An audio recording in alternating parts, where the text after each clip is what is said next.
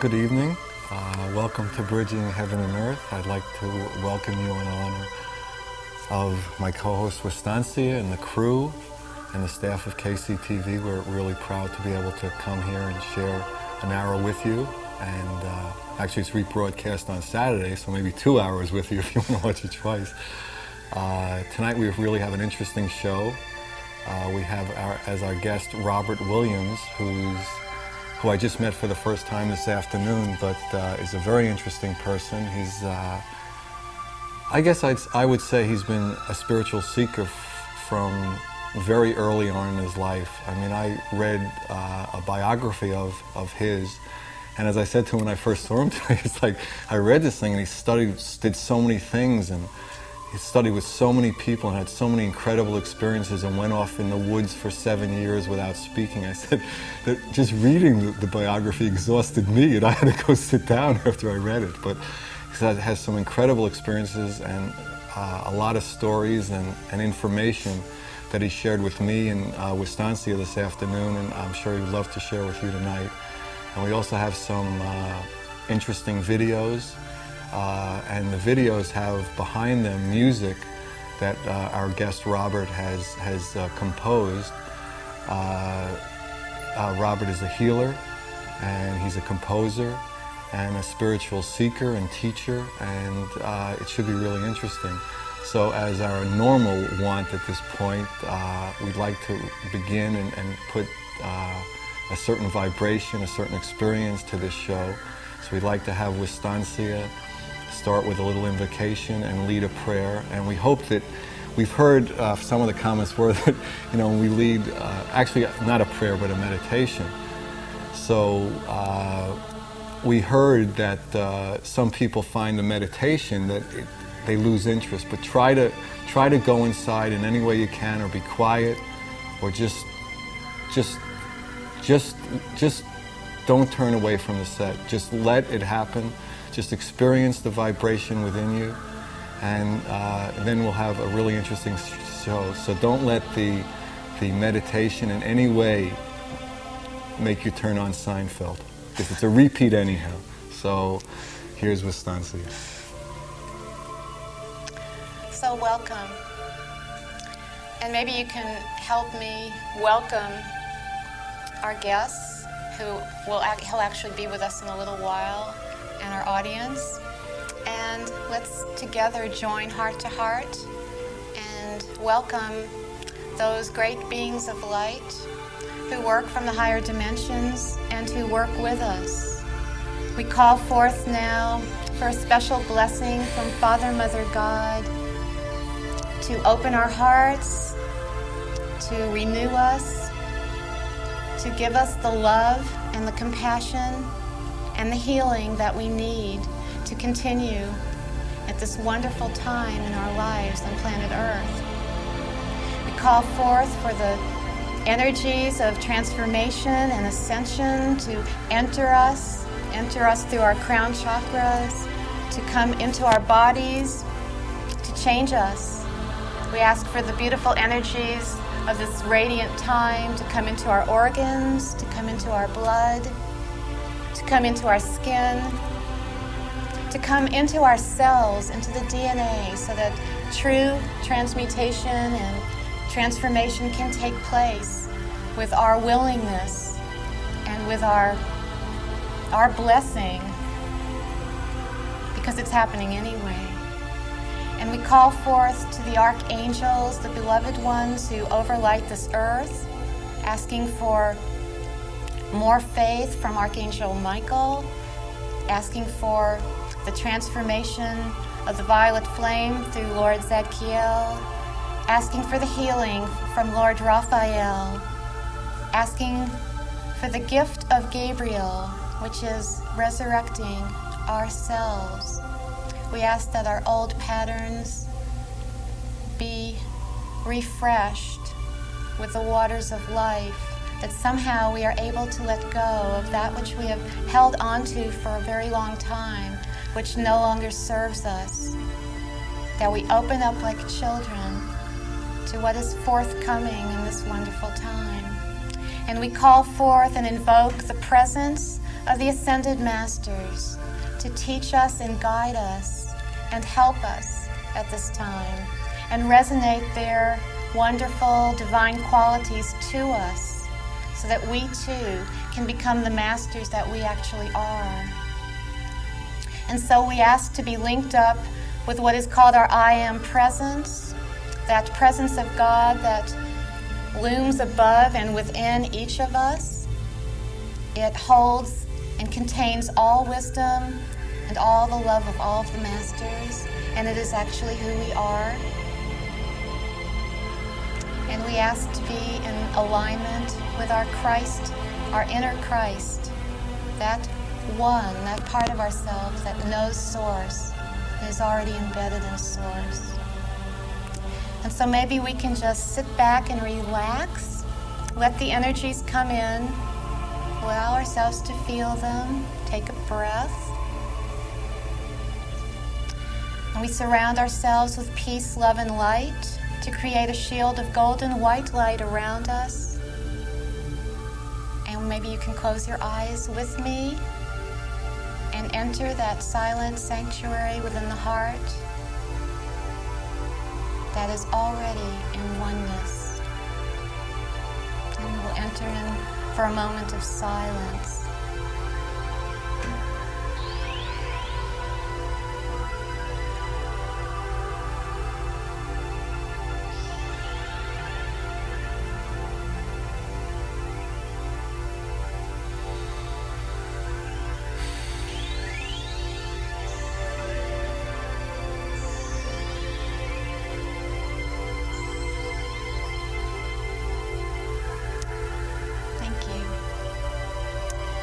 Tonight, I'd like to talk for a moment about our guest. His name is Robert Williams, like Alan said, and we met him. We had some tea with him this afternoon, and it was an incredible little journey meeting him. This guy had a kind of unique childhood. He was clairvoyant and clairaudient at a very young age, so the invisible world was visible to him as a child. He had some difficult experiences with the body as a child, and in other times, in intermittent times throughout his life, that caused him to go deep within himself. And these times ended up being actually gifts for him. At age 7, he was playing the saxophone. At age 14, he was learning to meditate. In high school, I don't know how old he was, but in high school he was playing the horn, and that was what he said was the truest experience or first experience of pure joy. So he was a musician from early on too. Then he had some trouble and couldn't play anymore, had some trouble with his jaw, and went inside and found some strength. He had a near-death experience, lots of experiences, which drew him closer to all kinds of teachers. He studied with African shamans and American Indians and Indian masters. And so he's really interesting, and we'll bring him on in a second. And now we would like to just read a simple little quote from this man that will tell you a little bit about who he is. He said, "All life was crying out, either consciously or subconsciously, for help. I knew it was time for me to totally look at what suffering really was, to heal my body as best I could, and discover for myself what the scriptures referred to as bringing heaven to earth." And so maybe we can show the first clip, and his music is behind the clip. The music is healing, and when he gets on the set, he'll tell us a little bit more about the music and how he brings this music out. It's healing, so let yourself relax and be healed. And sit back and relax. And the clip should be coming.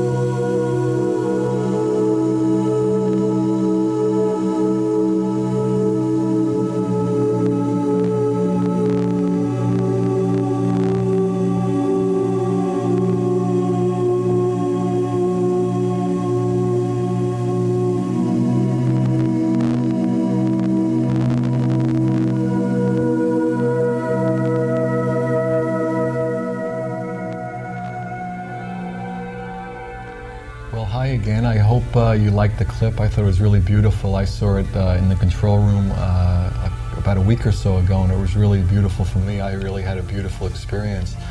While the clip was on, we had a call that came in from a gentleman who said that his wife, and this had happened before, had gone into some sort of trance.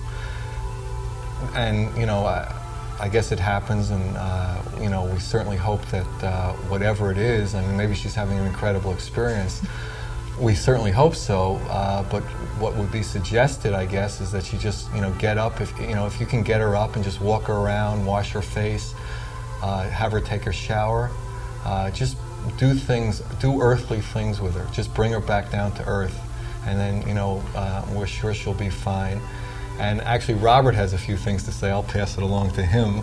And we've said a lot about Robert tonight, and we wanted you to meet him. And so I'd like to introduce all of you to Robert.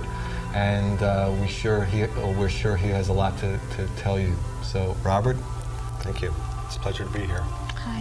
Hi. Do you have anything you'd like to say about that, the woman who's experiencing? I think you said it. What sometimes happens when we bridge heaven to earth is that we either have one or the other, and so what we need to do is combine the two by doing what we call grounding, or doing earthly type activities. Just like you said, water helps, drinking water, bathing. See, heaven and earth is actually two aspects of one thing, and we have our upper chakras, we have our lower chakras. They each have different and unique functions, but when we connect them all, or we connect the two polarities, great energy is accessible. Great energy is released, and it's accessible. So she obviously has connected up with some higher energy that has not been integrated into her body, and that's quite natural. And so just to move around, to take a shower, to walk, that would help. Would it help for him to put one hand on the solar plexus and maybe the crown or something, and just he could speak to her a little? Yeah. I just got that. I don't know Okay. if that's So tell us about the music. The music, you might have heard the expression, music is a universal language. Well, my experience of music is that it does bring us to a sense of self-awareness, and it's able to help us transcend our own identities for a brief moment. Usually during the day, we're responding to input, external stimuli. You're saying something, I'm responding to you. But when we listen to music, something else happens. We actually respond to something more within ourselves. And that's, we call it emotions, we call it feelings. And is that because we don't have so much identification with the words of it?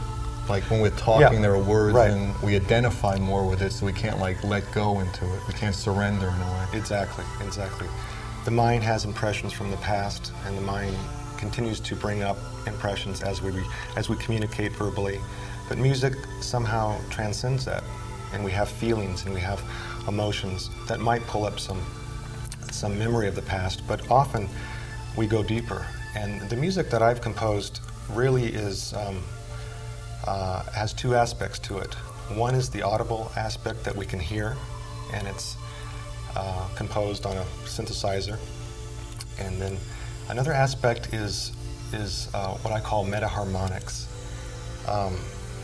Meta-harmonics has to do with something on a different dimension. Right now we're talking on a third dimensional wavelength. The best way that I can describe it is, I grew up with AM radio. I was born in the 50s, and we didn't have FM. And so all that we could get was something that was on an AM radio. And then came along FM. That was on a different frequency, different band. Yeah. Right, and until you got an FM radio, you couldn't quite tune into the stations. All the signals were there. Right. The FM signals were being broadcast, but you couldn't tune in.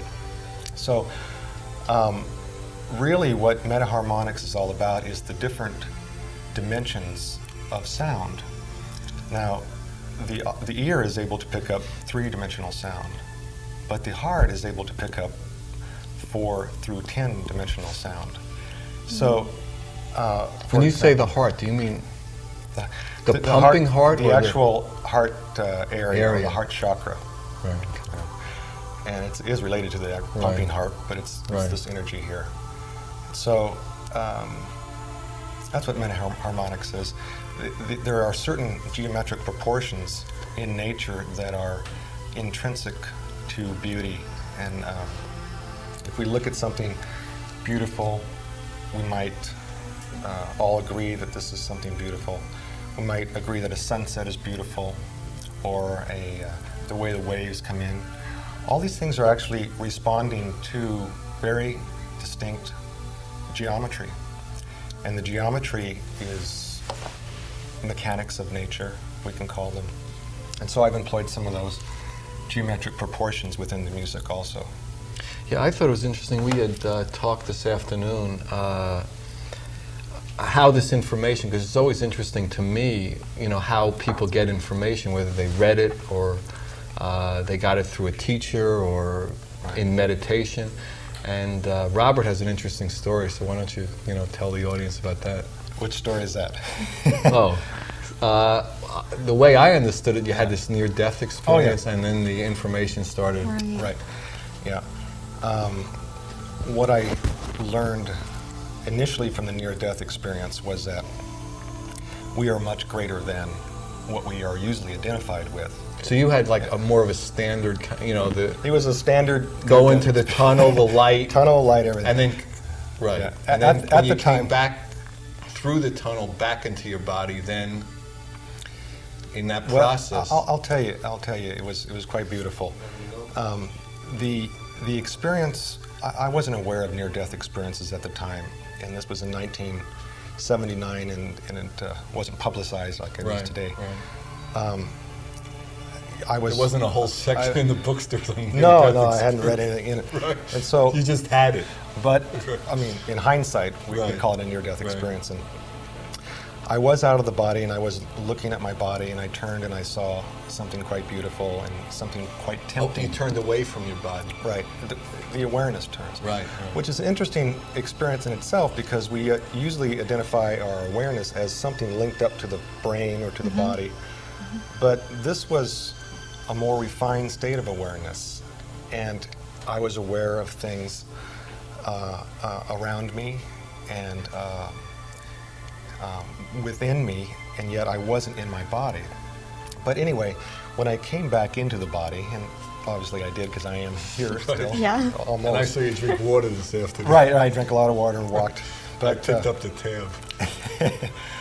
I remember the first thing, I was actually living right here in Santa Barbara, and it was springtime, and I remember the first thing I heard was birds chirping. And at the time before that experience, I was quite busy and wrapped up in the entertainment industry, and I was always out, always doing, and always focused on, production and this type of thing. And not really activity and busyness. Yeah, not too much of natural things or nature of birds. And I heard these birds, and it was so beautiful. I realized that not only did the birds sing a song that was quite unique that I'd never really understood before, but I understood for the first time that really the earth is destined to be a paradise. It's destined, this is my belief, it's destined to be something that is without suffering, that is without pain. Now, I'm not saying that we're going to get rid of all suffering overnight, and maybe we can talk a little bit more about that. There's a change of understanding about what suffering is, and that was my first taste of it, because even though my body was still very sick, and there was still pain there, my awareness had shifted because of the near-death experience. You weren't so much identified with the pain. Right. Your body had pain, but you were something else in a way. Exactly. The pain was an experience that I was able to witness, and in that experience of witnessing, of the witness, then I was able to use the pain and use the energy that I had called pain before, actually for my healing. So, how did you do that?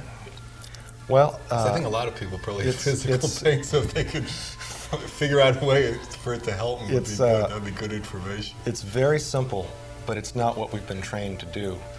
What we've been trained to do, especially we have our minds and our impressions of the past, is when there's a problem, we find a solution. Right. If there's a we fix it. We try to go somewhere within our minds and say, well, I have a cold, so I should do something to rid myself of this cold. Now, I'm not saying that that's not what we should do, but in addition to that, what the cold, let's say, is offering us is something more than what the mind can come up with as an explanation or as a form of activity. The mind can identify the cold, let's say, and then we can ask ourselves, what am I feeling right now? And usually there's some type of resistance. I'm feeling anxious, I'm angry because I have this cold and I don't want it. There's generally an emotion that is accompanying the physicality of it. Right. Physicality, right. So let's say you have a cold and you're feeling frustrated because this isn't what you want to have. If you turn your awareness, consciously turn your awareness into the frustration, so you just feel that frustration. You feel the energy of frustration. And you don't try to change it. You don't try to talk your way out of it. You don't do anything. You totally and completely surrender into the frustration. Now that might sound absurd, but what will happen if you do that is that the frustration will actually begin to change and balance out, or it might change to sadness, or it might change to anger or something like it. You keep tracking, you keep accepting. At some point, and I guarantee this, it will come to balance. And at that balance point, what's happened is that we've aligned to our higher self, or to our more universal self, however that's defined, divine self. And when that happens, at least there's some energy for healing, and there could even be some inspiration, some insight, and ultimately some revelation. Now I'm talking about a cold, and it sounds that's a minor thing to most people, but let's say it's something that's a real problem that continues to follow us around like our shadow or like a ghost, and we can't seem to heal, or we can't seem to solve this problem. What we can do is ask ourselves, what do I feel right now? Anyway, we go into that feeling enough, and energetically we begin to align with something beyond the mind. It's not that we dismiss the mind. The mind is important to keep track of what's happening, to identify experiences.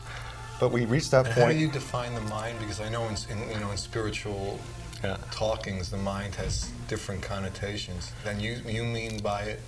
The mind is a storehouse of impressions. Like the computer, the human computer and all? Right, and it's able, in addition to storing information, it's able to identify and quantify something.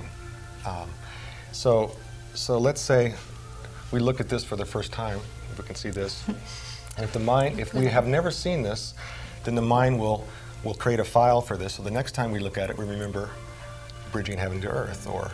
Right, there'll be some association with it. So that's how I define the mind. And what's beyond the mind, what's greater than the mind, is what Stancy said, it's a source of energy, it's a source of inspiration, it's a source of healing, it's a source of love. And that is, we connect up with that. We can call it a higher mind. I don't like the term higher because higher and lower. You know, it's like out there, higher. Right. It's actually more in, or it's actually lower than further up and further in. Right. But it's a source that we can utilize to solve our problems. You see, then it's revealed. I think we're moving into an age where what we know is not quite working totally. What we've learned.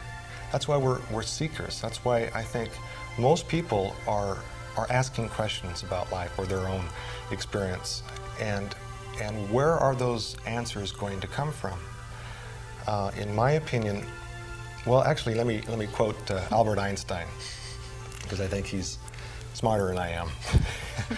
He actually gave a lecture at Princeton before retiring, and it was his second to the last lecture, and one of his students asked, Professor Einstein, where does the future of science lie? What will be the future science? What can we look for? What can we do to create a new science? And he said, well, let me draw something on the board. And he drew this circle with his chalk and filled it in. And he said, let's say that everything within this circle is all the knowledge we've learned thus far. All the knowledge in all the books in the libraries, everything you've learned and everybody else on this planet, let's put it in this circle. So what we've been doing here at Princeton, he probably said, is learning more, expanding the circle. So now we add a little bit more to it. And he did this 3 or 4 times, and he said, notice how as the circle of knowledge increases, the circumference of the unknown also increases. And he said, the new science will be out here. Outside the circle. And he points outside the circle, and everybody, what does he mean? Right. It meant that we can't learn it all. We can't understand it all. There's something bigger. There's something more. Right. And Einstein's Well, what did he say in his last lecture? That was yeah. That was off tape. Right, that they didn't even write down. Charts, That's right. So, and he admitted that most of his discoveries came in higher states of consciousness. They were revealed to him. Right. He was like a vehicle for it coming out, but he had almost, in a sense, he had nothing to do with it, in a way. Right, exactly. And we all have that ability. And that's what I call the higher mind. It's intuition. It's revelation. Things are revealed.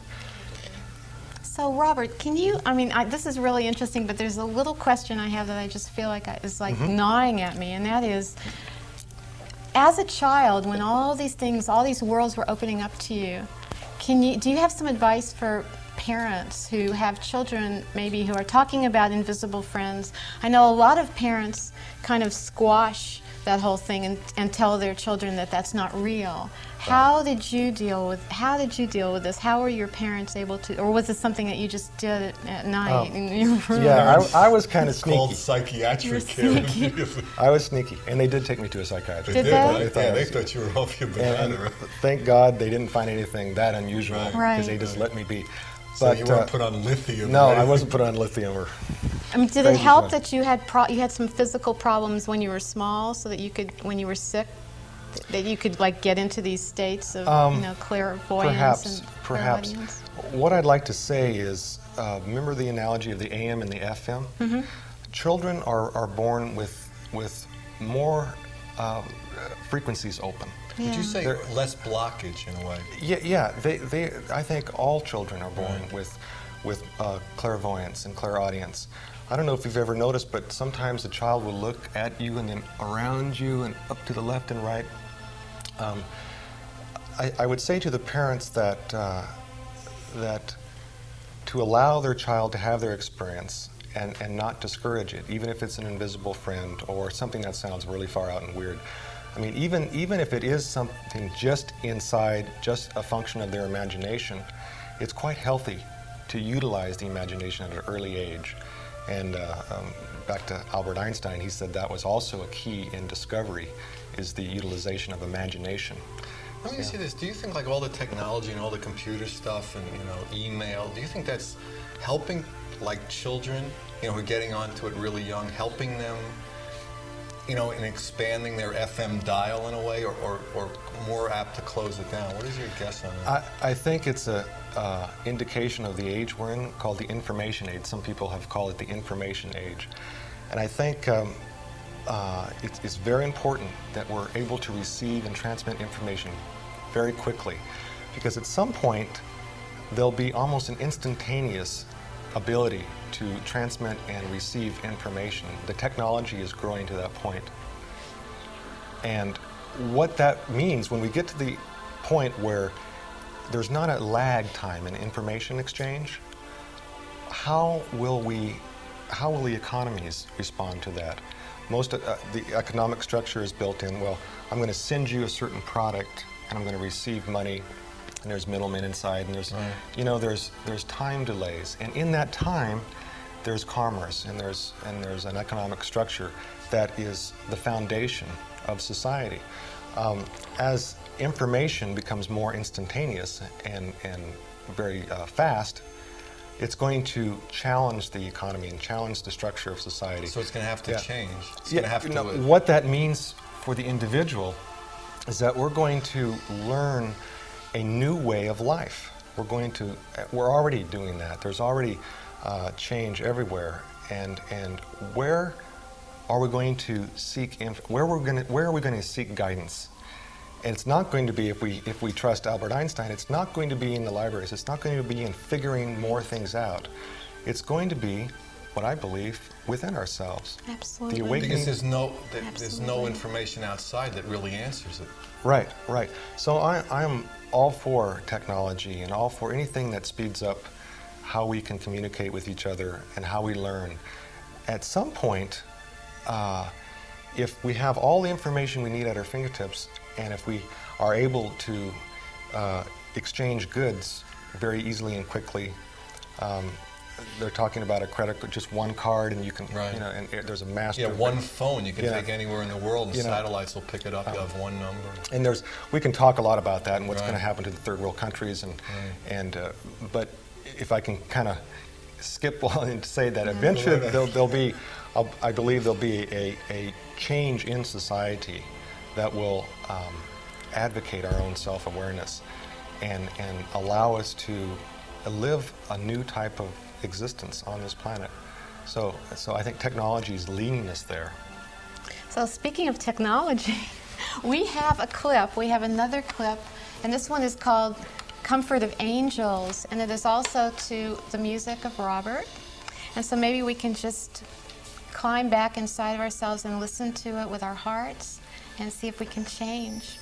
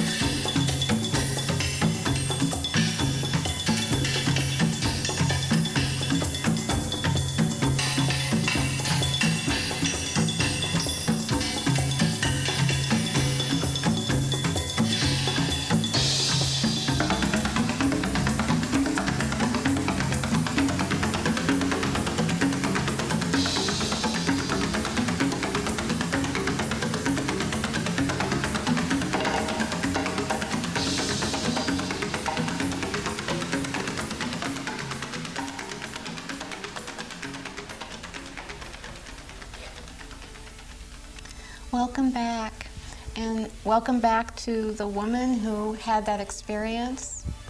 If you have any questions about grounding or anything like that, you can call the studio or call the numbers that we give later on, and I'll be happy to talk to you about it. Anyway, that was a beautiful clip, and the music was really lively, and with all those colors, it was like 2001 or something. I'd like to get you, Robert, to talk a little bit about the devices. See this thing that's around my neck? It's an energy pendant, and it works on the subtle energies, and it's something that Robert has created. And maybe I can get you to talk a little bit about that and the other products that you have. Okay.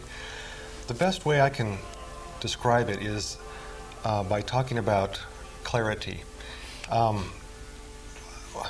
It's actually my partner and I that developed these. But we have the belief that the body really does know how to heal itself. Our whole essential being has the intrinsic ability to discern what's good for it and what is not, or what's life-supporting and what is not, what is evolutionary and what is not. Now, again, this is something beyond the mind. Often we don't know mentally what we should do, how to heal, but on a simple cut, the body just kicks into gear and heals itself, right? Unless there's some other problem going on. What these units do is just enhance our own inherent ability to discern what's life-supporting and what is not. And right now we're being bombarded with all kinds of invisible influences, not only from the third dimension but from other dimensions. And what I believe is that we, on a very essential or basic level of ourselves, can discriminate what should come into the system and what should not. So what these units do is just allow that intrinsic ability to be supported. So these units don't do anything to you. It's actually just the opposite. It just allows you to become more sensitive. And it's not a mental sensitivity. How did you develop this? I mean, it seems like, well, where'd you get this information? That's a long story, but I can say that I spent a lot of hours looking at what is life and what what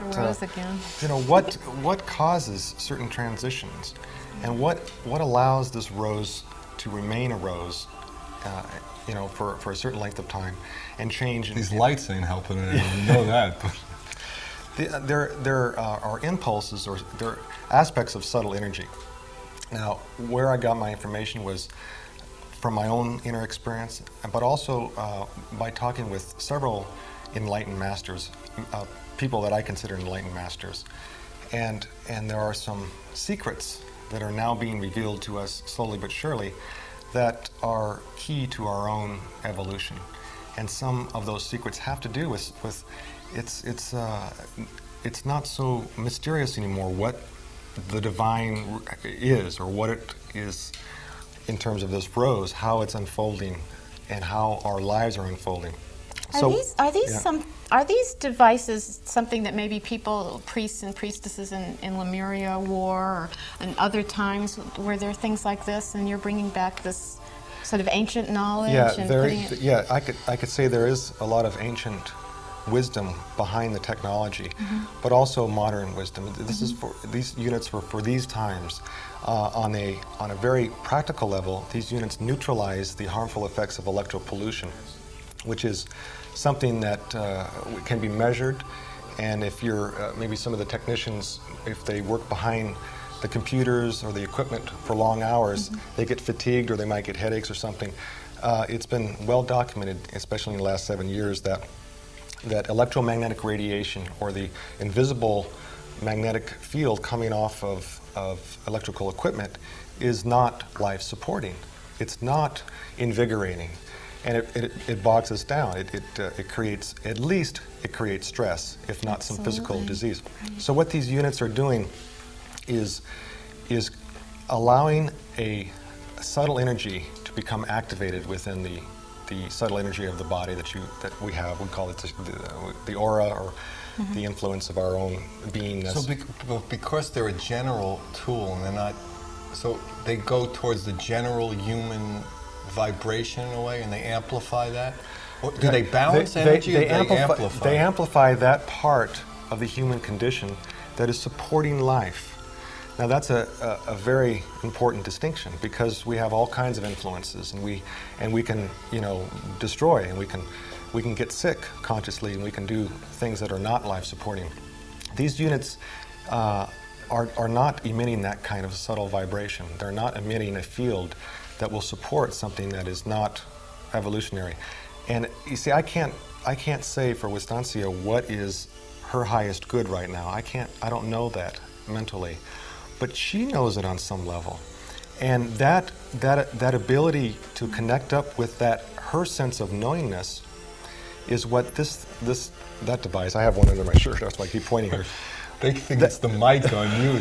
Everyone wants to get a mic. This is also a special mic. I mean, I can feel it. Yeah. I feel it absolutely. You know, as soon as I put it on, and I have another one of your products, which is disguised as a clock. Right. And when I plugged it in, I went upstairs and lay down and like for 10 minutes, and then walked downstairs where I had it, and I couldn't believe the difference. It was very profound, and I thought maybe I was imagining it.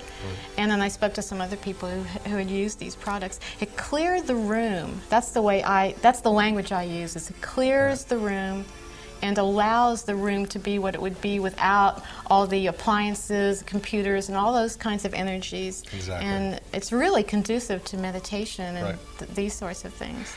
That's the common experience, but it's also allowing you to be more you. So More you were the myself. one that actually cleared the room. Clears the room, right. You know, right, so- right, it works, right. Right. I like that. Yeah, it's Thank you. empowering. It's like brings out more of yourself. It's That's really it. empowering. That's it. It's self-empowering. Yeah. So in a sense, it's bridging the new, you know, technology with old wisdom in a way. That's right. It's bridging heaven and earth. We always end up on Somehow, on a corny line about the name, but it you know, because heaven and earth are within us. Right. Right. Right. So do you have any Very good. final comments? We're getting near the end of the show. Yeah. I guess the thing that comes to mind is that we are all self-sufficient. We are all born self-sufficient, and we are all on in the beginning, we don't know we're self-sufficient. We need help, and that's quite natural. It's quite it's part of the process of evolution to be dependent. But the inherent ability to heal, to know, to live life fully, to create, to expand consciousness is built into the system. It's built in. It's not something we have to add to ourselves. Only to be revealed, only to be experienced. And how do we get to that point? I don't know if we have any more time, Probably not. but we have 2 minutes. Okay. Is by, number one, beginning where we're at. And so if we're feeling something, if we're feeling anxious or angry or sad, totally accept that right now. And as you allow and embrace that experience right now, then something begins to shift. We actually disengage from the sequence of time, and we engage with the timeless. And what is the timeless but the divine, but the infinite? And that really is the source of our life. Yeah, Okay, well, that's beautiful. so thank Thank you. you. Thank you for coming. And Thank you. yeah, That was it great. a wonderful show. And I'd like to, you know, to start to say goodnight, but also to remind you that next week, I would say it's pretty well firmed up, because I spoke to one of the people myself a few days ago, and probably most of you have heard of Carlos Castaneda. Well, now he has some disciples that are teaching movements, and they're called Tensegrity, and as I understand it, they're coming up and going to be doing a live demonstration of the movements. 3 of his disciples are coming up, so that should be really exciting. I know a lot of people are interested in that, and so I hope you can come and see it. And it's also, watch the show again on Saturday. I'm sure there was a lot there.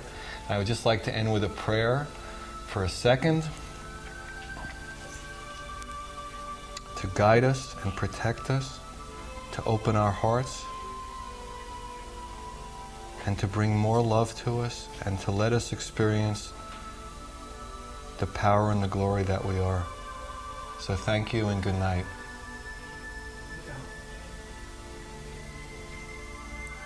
Thank you. Thank you, Ron. Thank you. Thanks.